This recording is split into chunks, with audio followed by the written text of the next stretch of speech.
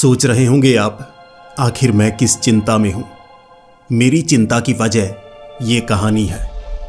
मुझे खुद समझ में नहीं आ रहा कि मुझे ये कहानी आपको सुनानी चाहिए या नहीं, क्योंकि कुछ ऐसे राज होते हैं जो राज बने रहने चाहिए।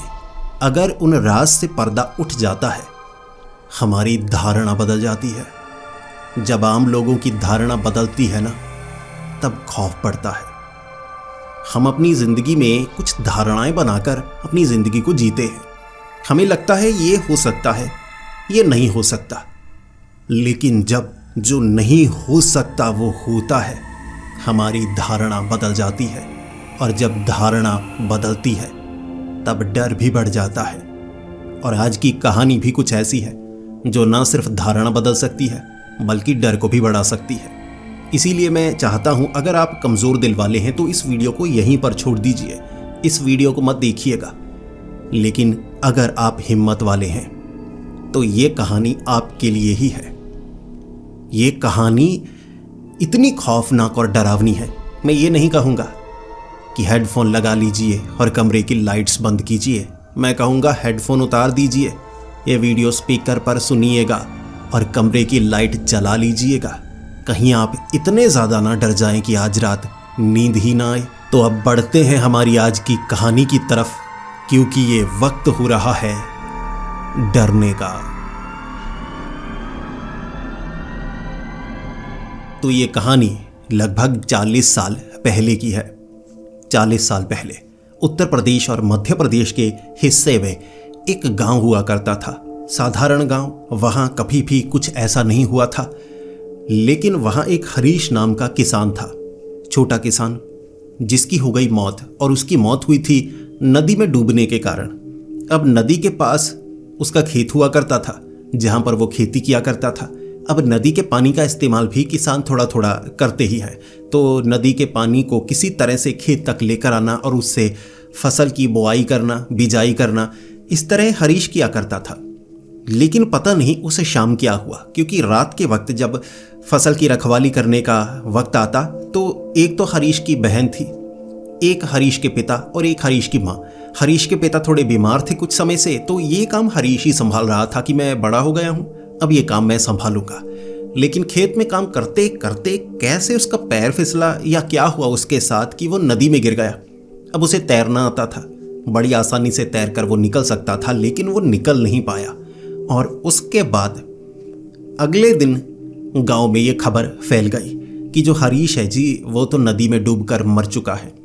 नदी के बहाव के कारण उसकी लाश आगे वाले गांव तक पहुंच गई। सुबह सुबह वहां के कुछ किसानों ने उस लाश को देखा होगा, तो उन्होंने पहले तो देखा ये लाश कहां से आई है। जब निकाला, पहचान लिया, ये तो साथ वाले गांव में रहने वाला हरीश है। अब जो हरीश था बड़ा अच्छा था, लोगों की मदद भी काफ़ी ज़्यादा किया करता था। ज़्यादा पैसे नहीं थे उसके पास, लेकिन उसके बावजूद गरीबों को खाना खिलाना, भूखों का पेट भरना, ये काम वो किया करता था। तो जब हरीश के परिवार तक ये बात पहुंची, अकेला बेटा था, तो उनके लिए सदमे वाली बात थी। घर संभालता था वो, पिता तो बीमार रहते थे ना, तो बहन को भी सदमा लगा था, पिता को भी, माँ को भी। उनकी तो जान निकलने को आ गई थी। अब गांव में भी शोक का माहौल था। हरीश बड़ा अच्छा था जी, कैसे मर गया। शरीर उसका फूल चुका था। रात के वक्त वो नदी में गिरा होगा, तो मुंह में पानी भरने के कारण शरीर भी थोड़ा सा फूल चुका था। तो किसी तरह उसे गांव में लाया गया। शाम के वक्त शमशान घाट में उसकी चिता बनाई गई और उसकी बहन वहां से जाना ही नहीं चाहती थी। चिता को आग जलाई गई और उसके बाद गांव वाले वापस लौट गए कि एक कुंवारे को जब जलाया जाता है, कहते हैं जलते हुए उसे देखना नहीं चाहिए। उस गांव में एक प्रथा थी, खास तौर पर कहते हैं औरतों को ये देखना नहीं चाहिए। तो शरीर को जलाया गया, उसके बाद सभी वापस लौट गए। लेकिन जिस घर में शोक का माहौल होता है, सोचकर देखिए क्या हालात होते हैं, कैसे सो सकते हैं वो। अब 12 बजे तक घर में किसी को नींद आ ही नहीं रही। एक ही कमरे में थे बहन, माँ और बाप। वहां बैठे हुए रोए जा रहे, सोचे जा रहे। अब आगे जिंदगी कैसे गुजारनी है, उन्हें कुछ भी समझ में नहीं आ रहा था। रात के 12 बजे किसी ने उनके घर का दरवाज़ा खटखटाया। तो जो घर के बड़े थे उन्हें ही दरवाज़ा खोलना था, रात का वक्त था, औरतें थोड़े ना जाती दरवाज़ा खोलने के लिए गांव के हिसाब से। तो जो हरीश के पिता थे उन्होंने दरवाज़ा खोला। अब हरीश की माँ कमरे में, हरीश की बहन कमरे में, और जो हरीश के पिता थे वो काफ़ी हिम्मत वाले थे, किसी चीज़ से वो डरते नहीं थे। लेकिन वो चीखे, दरवाजे पर कुछ ऐसा देखा कि हरीश के पिता चीख पड़े। तो जो हरीश की बहन और हरीश की माँ भागी भागी आई। पहले ही घर में इतनी बुरी खबर सुनने को मिल चुकी है, अब इससे ज़्यादा क्या बुरा होगा, क्या हो गया। हरीश के पिता भागे भागे कमरे में आए और वो कांप रहे थे। तो हरीश की माँ ने पूछा, क्या हुआ, आप इतने डरे हुए क्यों हैं? उन्होंने कहा, हरीश, मुझे हरीश नजर आ रहा है। अब हरीश घर के अंदर आ चुका था। शरीर पर जले के निशान उसकी बहन ने देखे, हरीश की माँ ने देखे, हरीश के पिता ऐसे मुंह खोलकर खड़े, ये भूत हमें क्यों नजर आ रहा है? शरीर जला था और कपड़े भी जल चुके थे, कोई कपड़ा नहीं था शरीर पर। हरीश की माँ ने सोचा कि मैं कुछ डाल देती हूँ इस पर, ये बिना कपड़ों के है। तो जो एक चादर पड़ी थी वो डाल दी। फिर देखा ये तो सच में जिंदा है, ये कैसे हो सकता है? अब माँ तो माँ होती है ना। हरीश को माँ ने गले से लगा लिया। हरीश भी कुछ समझ नहीं पा रहा था, बड़ा हैरान था वो। जिसके बाद हरीश की माँ ने पूछा कि तुम वापस कैसे आ गए, तुम भूत हो ना? हरीश ने कहा, नहीं, मेरी रात को नींद खुली, मुझे शमशान घाट में एक तरफ फेंका हुआ था, गर्म गर्म महसूस हो रहा था, तो मैं उठा, सीधा घर की तरफ भागा। पिता भी वहां बैठे सोच रहे, ये कैसे हो सकता है? लेकिन जो हरीश था उसके शरीर पर कुछ बर्थ मार्क थे, जैसे यहाँ वहाँ शरीर पर होते हैं ना, हर इंसान के अलग होते हैं। दो जुड़वा भाई हों तो दोनों के निशान अलग अलग होंगे, तो इससे पहचान हो जाती है। ये हरीश ही था। हरीश जिंदा कैसे हो सकता है? उसे तो जलाया गया था। और हरीश ने कहा कि मैं शमशान घाट से उठकर आया हूँ, लकड़ियाँ जल चुकी थी, मैं जला नहीं था, जले के कुछ निशान भी थे। इसके बाद पड़ोसी भी आ चुके थे, क्योंकि हरीश के पिता की चीखने की आवाज़ आई थी। तो हरीश के पिता दरवाज़ा खोलने से डर रहे कि खोलें या ना खोलें, ये किसी को बताएंगे तो कैसे बताएंगे, कोई इस पर भरोसा नहीं करेगा, ये असली है या नहीं हमें तो ये तक नहीं पता, लोग हमें पागल ना समझे, हमें सदमा तो नहीं लगा। लेकिन हरीश की माँ ने दरवाज़ा खोला। एक बार पता तो लगे, सच और झूठ का फर्क पता जरूर होना चाहिए, चाहे झूठ बुरा हो, सच चाहे जितना भी अच्छा हो, बताना जरूर चाहिए, पता होना चाहिए। इसके बाद जब पड़ोसी देखने लगे, पड़ोसी चीख कर घर से भागे, भूत भूत भूत। अब जिसे जलाया गया शाम के वक्त, रात के वक्त वो नजर आए तो लोग तो डरेंगे ना, तो वहां हड़बड़ी मच गई। आसपास के घरों में आधी रात को भीड़ जमने लगी, जी हरीश वापस आ गया, हरीश वापस आ गया, भूत भूत, चारों तरफ से आवाजें आ रही थी। अब कुछ लोग ऐसे थे जो भगवानों की तस्वीरें अपने दरवाजे पर टांग कर खड़े हो गए कि भूत घूम रहा है जी हरीश का। तो लोगों ने घरों के आगे तस्वीरें भगवान की लगानी शुरू कर दी, और लोग ऐसे ही थे, एक ने कुछ किया, बाकी को लगा ये ठीक है, तो बाकी भी करने लगे। हर घर के आगे भगवान की तस्वीरें टांग दी गईं। अब कुछ बुजुर्ग ऐसे थे जो समझदार थे, वो जानना चाहते थे सच हो सकता है, ये कैसे हो सकता है, हरीश तो हमारे सामने जलाया गया। अब लकड़ियां रखी थी और प्रथा थी गांव में कि किसी की चिता जब जल रही हो तो शरीर जलने से पहले पहले शमशान से बाहर आ जाते हैं। लेकिन ऐसे जो सुबह का मरा हो, रात का मरा हो, वो कभी नहीं उठता, शरीर तो फूला हुआ था उसका, तो शरीर उसका जल गया होगा। लेकिन जब बुजुर्ग घर में आए, मुंह खुला, हरीश बेटा ये कैसे हो सकता है, तुम तो मर चुके हो, तुम्हारी चिता को तो हमने आग लगाई थी, तुम वापिस कैसे आ गए? और फिर हरीश ने कहा, मुझे नहीं पता, नदी में डूबकर मरा था मैं, वहां तक मुझे याद है।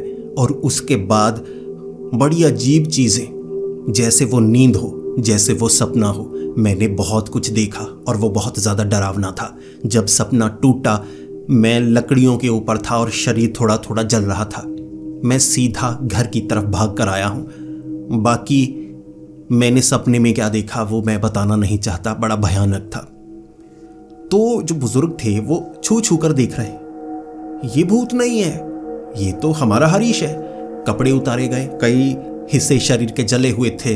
कुछ बुजुर्ग ऐसे थे जिन्होंने छोटा हरीश देखा था, जब छोटा था, कोई 2 साल का 3 साल का, खेला हुआ था उनके हाथों से, तो पता था कहाँ कहाँ बर्थमार्क है। उन्होंने कहा ये तो हरीश है। चमत्कार हो गया। ये तो एक ऐसा चमत्कार है जिस पर कोई भरोसा कर ही नहीं सकता। जिंदा हो गया हरीश जी। चिता से उठकर घर वापस आ गया। अगले दिन गांव वालों को समझाया गया कि ऐसा हो सकता है, चमत्कार है, कोई यकीन नहीं करेगा। अब आसपास कई शहर तक भी बात पहुंची होगी और शहरों में इस बात पर यकीन नहीं किया जाता कि नहीं, मरा ही नहीं होगा। जब इंसान मरता ही नहीं, जिंदा है, कभी कभी गांव के लोग बेवजह जी मर चुका है और झटके से कोई उठ जाए तो उन्हें लगता है जी जिंदा हो गया। असल में वो मरा ही नहीं होता, दिल की धड़कन थोड़ी कम हुई होती है। शरीर नीला फिर जाए, अगर शरीर फूला हो पानी से, 12 घंटे 14 घंटे 16 घंटे पहले कोई मरा हो जिंदा हो ही नहीं सकता। मेडिकल साइंस में ये संभव नहीं है, तो किसी ने यकीन ही नहीं किया कि कुछ नहीं, गांव में ऐसी छोटी मोटी बातें होती हैं, झूठ फैलाए जाते हैं भूतों प्रेतों के। शहर से कोई नहीं आया, लेकिन गांव में दहशत ज़रूर थी। धीरे धीरे जो हरीश थे लोगों से बात कर रहे, लोगों के सवालों के जवाब दे रहे। कैसे हो सकता है, भरोसा दिलाया। छूकर देखिए, अब वहाँ चौपाल लगा करती थी, चौपाल जहाँ सब गांव वाले बैठा करते थे, बात किया करते थे। सुबह 9 बजे का वक्त चौपाल में बिठाया गया हरीश को। भूत होता तो धूप में गायब हो जाता। धीरे धीरे सब यकीन करने लगे, हरीश तो वापस आ गया, जी मरकर जिंदा हो गया। ऐसे लोगों का डर कम होने लगा और फिर लोग ज़्यादा भगवान पर भी यकीन करने लगे कि ऐसा भी हो सकता है, चमत्कार हो सकता है। जबकि कुछ लोग ऐसे थे जो कह रहे थे ये हरीश नहीं है जी, ये हरीश के शरीर में कोई भूत है, हरीश तो जल गया, ये भूत है जो उस शरीर का इस्तेमाल कर रहा है। हरीश से सवाल पूछे गए, हरीश हर सवाल का जवाब दे रहा। ऐसे सवाल जो सिर्फ हरीश ही बता सकता था। उसके जिगरी दोस्त, लंगोटिया दोस्त वो सवाल पूछ रहे जो कोई जवाब दे ही नहीं सकता था। परिवार वाले भी उसका जवाब नहीं दे सकते थे, हरीश दे सकता था। हरीश ने जवाब दिया, वो भी हक्के बक्के, यार ये तो हरीश ही है और कोई तो हो ही नहीं सकता। इस तरह गांव में सब कुछ ठीक। अगले दिन सब सामान्य। शाम तक तो सब खुशी में लड्डू बांट रहे कि हरीश जी वापिस आ गया, बड़ी अच्छी बात है। और वैसे भी अगर कोई मर जाए तो लोग उसे बहुत ज़्यादा याद करते हैं, तब दिल खोल कर याद करते हैं कि अच्छा तो था, बेवजह मैंने उसके साथ बुरा किया।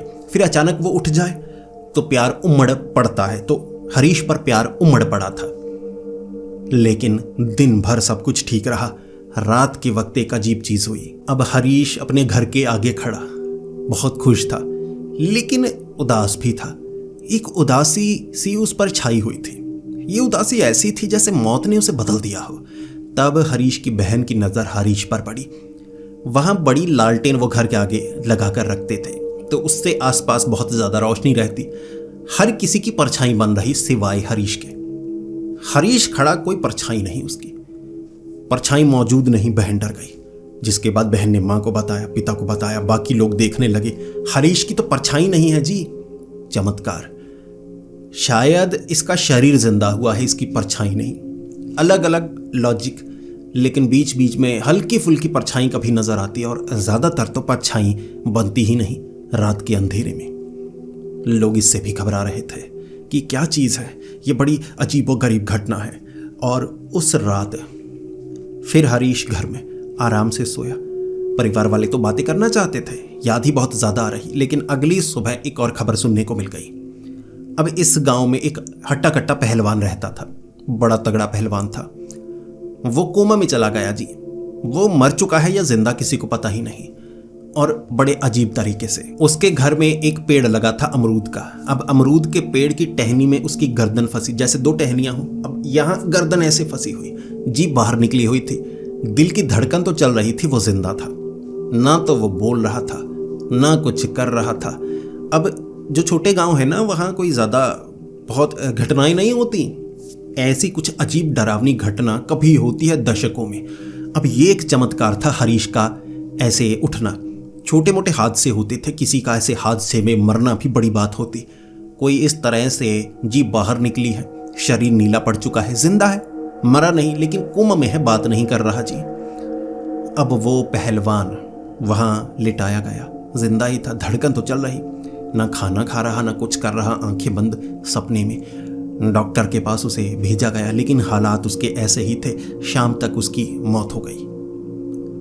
अब गांव में ये भी लोगों को काफ़ी अजीब लगा कि कैसे वो उस पेड़ के बीच फंस गया होगा। ये एक बड़ा भयानक हादसा था।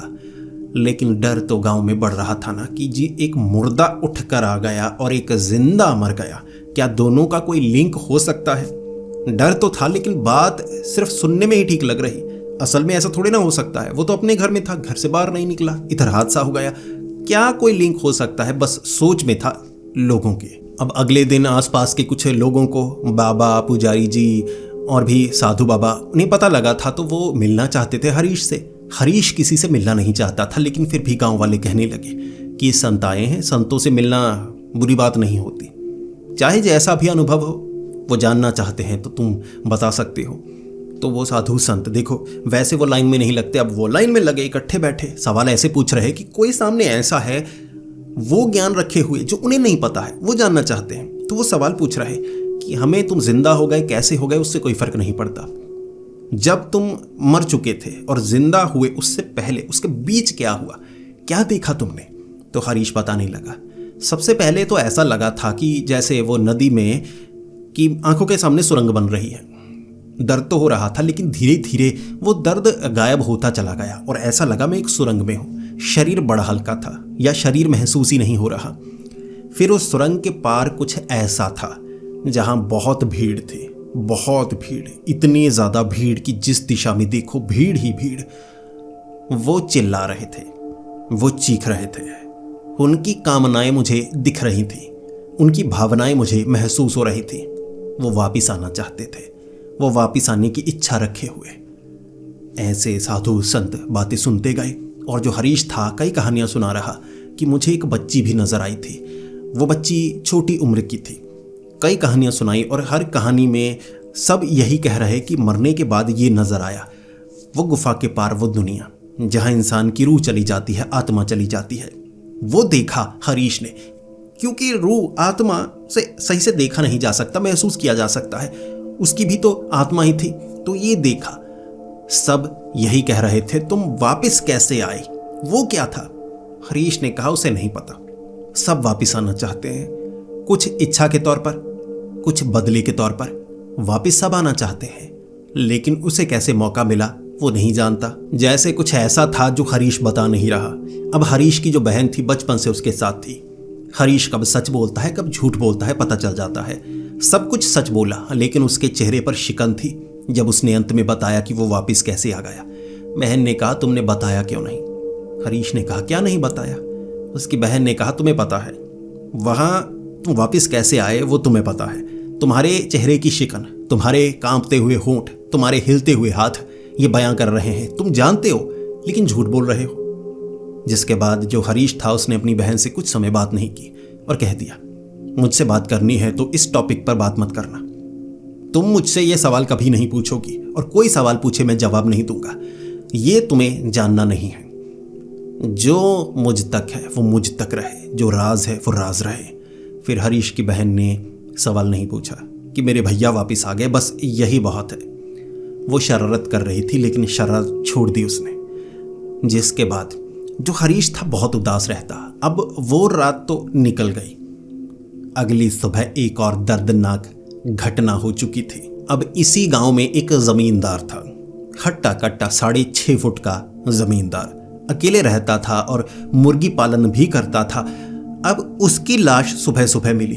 अब लाश देखिए किस तरह से मिली, अपनी खटिया पर मिली, आंखें बाहर निकली हुई थी, जैसे उस पर बहुत ज्यादा दबाव पड़ा हो। आंखें बाहर की तरफ आ गई, मुंह खुला था, जैसे कुछ भयानक देख लिया हो उसने।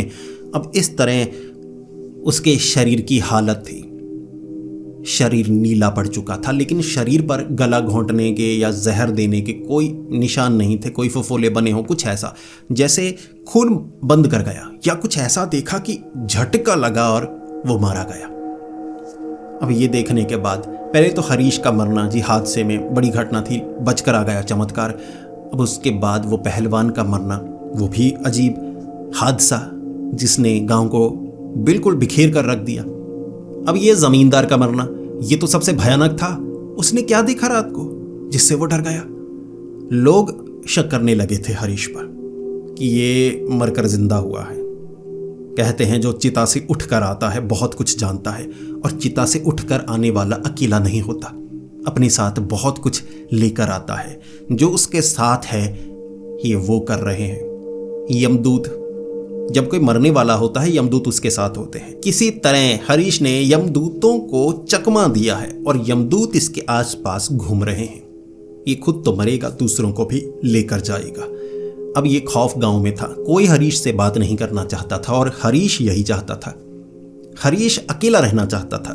परिवार का काम तो करता, लेकिन परिवार के सवालों के जवाब नहीं देता और कहता कि मुझसे थोड़ा दूर रहो, अकेले रहना भी सीखो।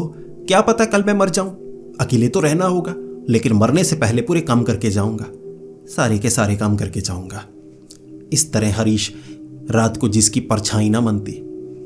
हरीश के दोस्त शाम के वक्त उसके साथ खड़े थे और गर्मियों का मौसम था। पेड़ के नीचे वो थोड़े डर भी रहे थे। वो जानना भी चाहते कि हरीश हमें मारेगा तो नहीं। हरीश कहता, मैं तुम्हें क्यों मारूंगा, जिगरी दोस्त हो तुम मेरे, मैं मरकर जिंदा हुआ हूं, जानता हूं डर तो होगा तुम में, लेकिन मैं तुम्हें नुकसान क्यों पहुंचाऊंगा। उन्होंने पूछा, जमींदार और पहलवान, तेरा हाथ तो नहीं उसमें। इस पर जो हरीश था उसने कह दिया, मैंने कुछ नहीं किया, उनके कर्मों का फल उन्हें मिला है, इसमें मेरा कोई हाथ नहीं है, और तुम तो अच्छे दोस्त हो, अच्छे इंसान हो, तुम्हारे साथ कुछ बुरा नहीं होगा। बातें कर रहे आधा घंटा, उन्हें ठंड लगने लगी। ठंड धीरे धीरे इतनी बढ़ गई कि हर चीज जो आसपास रखी थी ना वो ठंडी पड़ी। भाई 10 मीटर दूर जाओ गर्मी। हरीश के आसपास ठंडक इतनी कि एक जगह पानी जम गया। पानी जो हरीश था वहां बारिश हुई होगी, वहां फर्श था पीपल के पेड़ के आसपास बैठने के लिए बनाया, तो वहां पर वो बैठे हुए, बारिश हुई, थोड़ा पानी था, हरीश उसके ऊपर बैठा। हरीश उठा, नीचे बर्फ जमी थी, बर्फ पानी की बन गई। किसी इंसान के शरीर से गर्मी निकल सकती है, ठंडक थोड़ी ना निकल सकती है। पानी जम गया। ये देखकर दोस्त डर चुके थे। हरीश से वो बात नहीं करना चाहते थे, वो डर कर चले गए। हरीश और अकेला हो गया। रात को आया घर में अपने कमरे के अंदर चिटिकनी लगा ली उसने, कमरे के अंदर था। उसने कहा, मेरे पास मत आना, रात को मेरे पास मत आना, मैं अकेला रहना चाहता हूं। अब जो हरीश था अपने कमरे में कुछ बुड़बुड़ाता रहता, खुद से बात करता रहता। उसके माँ बाप ये देख पा रहे थे, सुन पा रहे थे। हरीश के कमरे से आवाजें आती हैं, बुड़बुड़ाता है, जैसे उसके साथ कोई हो। वो भी थोड़े डरे हुए थे। उन्हें उनका जैसे परिवार का सदस्य मिल चुका था, लेकिन बात का बतंगड़ वो बनाना नहीं चाहते थे। उसकी अगली रात, अब उस रात किसी की मौत तो नहीं हुई, लेकिन लोगों ने अजीब चीज देखी। गांव के कई लोग कह रहे थे कि उन्हें नजर आया है, उनके परिवार के सदस्य जिंदा नजर आए, जैसे सपने में किसी को नजर आए। तो किसी ने सड़क पर चलकर जाते हुए उसके दादाजी देखे, जो आगे धुएं में गायब हो गए। उस रात ऐसी भयानक चीजें हुई। उस गांव में किसी की मौत नहीं हुई, 3 लोगों की मौत दूसरे गांव में हुई, और मौत का तरीका बड़ा अलग था। कोई छत से गिरकर मर गया, तो कोई जैसे घर में बाल्टी रखी होगी, नहाने वाला पानी होगा, उसमें किसी ने जैसे सर डाल दिया हो, डुबोकर मार दिया हो। अब कोई फिसल कर किसी तेजधार चीज पर गिरा, जो तेजधार चीज उसकी गर्दन के आर पार चली गई, ऐसे मारे गए। लोग यही मानने लगे थे कि हरीश जब से बचकर वापस आया है, बुरी ताकतों ने घेर लिया है गांव को। ना सिर्फ इस गांव को, बल्कि आसपास भी इसका असर हो रहा है। कई लोगों का मानना था कि जब कोई मरकर जिंदा होता है, यमदूत उसके नजदीक होते हैं। शायद यमदूत उसे मार नहीं सकते, बाकियों को मार रहे हैं। ये काम यमदूतों का है, या ये इन चीजों को अंजाम दे रहा है। तो पहरा लगने लगा गांव में कि गांव से बाहर कोई नहीं जाएगा। अगली रात जो पहरा देने वाले लोग थे ना, वो डरे हुए, जी हमें तो मुर्दे नजर आए, हमें तो उठती हुई परछाइयां नजर आईं, ये गांव श्रापित हो गया है। और ऐसा भयानक श्राप नजर आ रहा है। लाशें दिखती हैं, लाशें जमीन से निकलती हुई। धीरे धीरे गांव में दहशत बहुत ज्यादा बढ़ चुकी थी। अब पहरा लगाने वाले गांव में पहरा नहीं लगाना चाहते थे हरीश के घर के आसपास, कि हरीश घर से बाहर निकलता है या नहीं। हरीश घर से बाहर नहीं निकलता था, लेकिन हादसे हुए। ना सिर्फ उस गांव में, आसपास के कई गांव में यह हादसे होते चले गए। और एक गांव का मुखिया उस गांव में आया था हरीश को धमकी देने के लिए, लेकिन हरीश पहली बार मुस्कुराया। वो आदमी धमकी दे रहा था, हरीश मुस्कुरा रहा। गांव वाले कह रहे, ये कुछ नहीं करता, ये तो गांव में रहता है, ये गांव से बाहर निकलता ही नहीं, ये कैसे बुरा कर सकता है। मुखिया हरीश पर इल्जाम लगा रहा था, लेकिन हरीश मुस्कुरा रहा। इल्ज़ामों को नकार नहीं रहा था, बल्कि मुखिया से वो बात करना चाहता था। तो हरीश अकेले में मुखिया से बात करने लगा, जिसके बाद मुखिया ने हमला करना चाहा हरीश पर। हरीश मुस्कुराता रहा जैसे उसे कुछ पता हो, लेकिन उसके खिलाफ कोई सबूत नहीं थे। सबूत कैसे होते, वो गांव में रहता है। अगली रात हरीश के घर के आसपास कुछ लोग आए घर को जलाने के लिए। कई लोग थे, 10 लोग होंगे। अब किसी के घर को जलाने की कोई कोशिश करेगा और वहां पहरा लगा है तो क्या वो ऐसा होने देंगे? बिल्कुल नहीं। तो हरीश के घर के ऊपर वो जलती हुई मशालें फेंक कर घर को जलाना चाहते थे, लेकिन जो पहरा लगाने वाले लोग थे वो रोकने लगे। काफ़ी ज़्यादा लोग थे वो, लेकिन गांव में किसी पर हमला करना कोई आसान काम नहीं। भीड़ बनाकर लोग आ जाते हैं, तो घेर लिया उन्हें। काफ़ी पिटाई हुई उनकी। उनमें से एक थे वो मुखिया, जो दिन के वक्त हरीश से मिलकर गए, मारने की कोशिश कर रहे थे हरीश को। हरीश मुस्कुराया था, उन्हें पकड़ लिया गया, जिसके बाद वो हरीश को मार डालना चाहता था। अब बाकी लोगों को इसके बारे में नहीं पता था। बाकी जैसे परिवार के सदस्य या और रिश्तेदार या दोस्त ऐसे थे, लेकिन मुखिया क्यों हरीश को मारना चाहता है मुखिया बता नहीं रहा। लेकिन जब गांव वालों ने पीटना शुरू किया कि होगे तुम मुखिया उस गांव के, यहाँ किसी को मारने के लिए आए हो, उसने कुछ नहीं किया। चाहे जो हो, पंडित पुजारी जी को बुलाया जाएगा, वो देखा जाएगा, लेकिन मारने की कोशिश तुमने क्यों की? उसे पीटा गया। उसने सच उगल दिया कि इसे मारो वरना सब मरेंगे। उस मुखिया ने कहा कि ये जिंदा हो ही नहीं सकता। कोई कुछ समय पहले मरे, उठ जाए, उसे जिंदा कहा जा सकता है।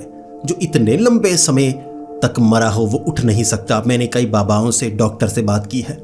गांव वालों ने पीटा कि तुमने क्यों बात की, तुम्हें इतनी ज्यादा आग क्यों लगी है इस मामले में। फिर उसे उगलना पड़ा। असल में जो हरीश था वो डूबकर नहीं मरा था, उसे डुबोकर मारा गया था। कई लोग थे उस समय वहां मौजूद। इस मुखिया को छोड़कर बाकी सब मर चुके थे।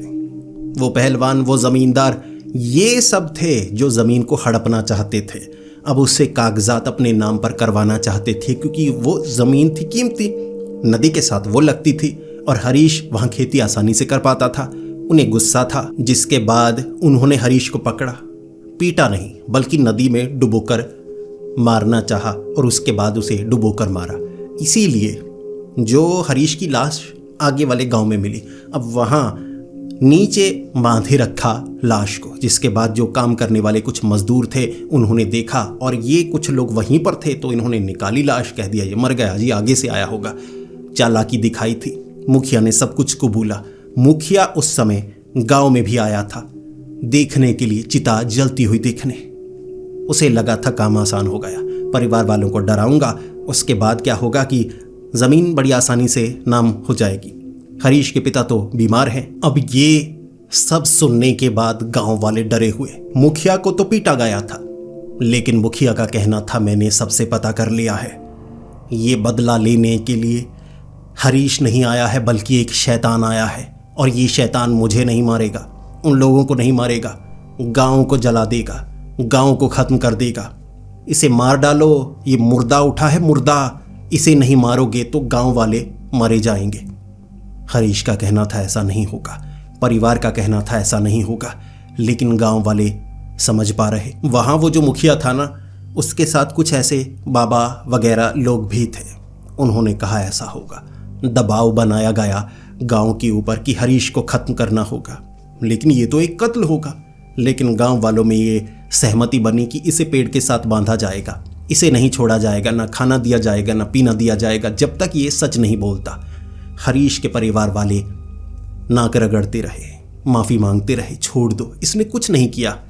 और हरीश ने अंत में कहा मैं इसे माफ़ करूँगा, मैं खुद मरना चाहूँगा, लेकिन इसे माफ़ी मांगनी होगी, इसने मुझे मारा, इसके लिए इसे माफ़ी मांगनी होगी। गांव वालों में सहमति हुई। वो मुखिया समझ नहीं पा रहा ये हंसकर क्यों ये कह रहा है। हरीश ने कहा मेरे पैरों को छूना होगा, मुझे गले से लगाना होगा, मुझसे माफ़ी मांगनी होगी। गांव वालों ने कहा तुझे करना होगा, उस मुखिया को कहा। मुखिया डर रहा, ये हंस क्यों रहा है। मुखिया ने पैरों को हाथ लगाया। अब इज्जत दांव पर लगी थी, लेकिन जान भी बचानी थी। गले से लगाया, हरीश ने जोर से जकड़ लिया। रात का वक्त था, जोर से जकड़ लिया। हरीश का शरीर जलने लगा, अंदर से आग निकलने लगी, अब शरीर इतने जोर से जल रहा कोई करीब नहीं आ पा रहा, और जो मुखिया था वो चीखें मार रहा। हरीश का शरीर जल रहा, हरीश हंस रहा और उसने कहा, अलविदा, मैं तो तभी मर गया था, सिर्फ बदला लेने के लिए मेरा शरीर जिंदा हुआ था। अब इसके बाद ना सिर्फ हरीश का शरीर जला बल्कि मुखिया भी धू धू करके जला, और 2 लाशें जिनकी अस्थियां पड़ी थी नीचे, गांव वालों ने अपनी आंखों से देखा। क्या हालत बनी, और हरीश क्यों आया था?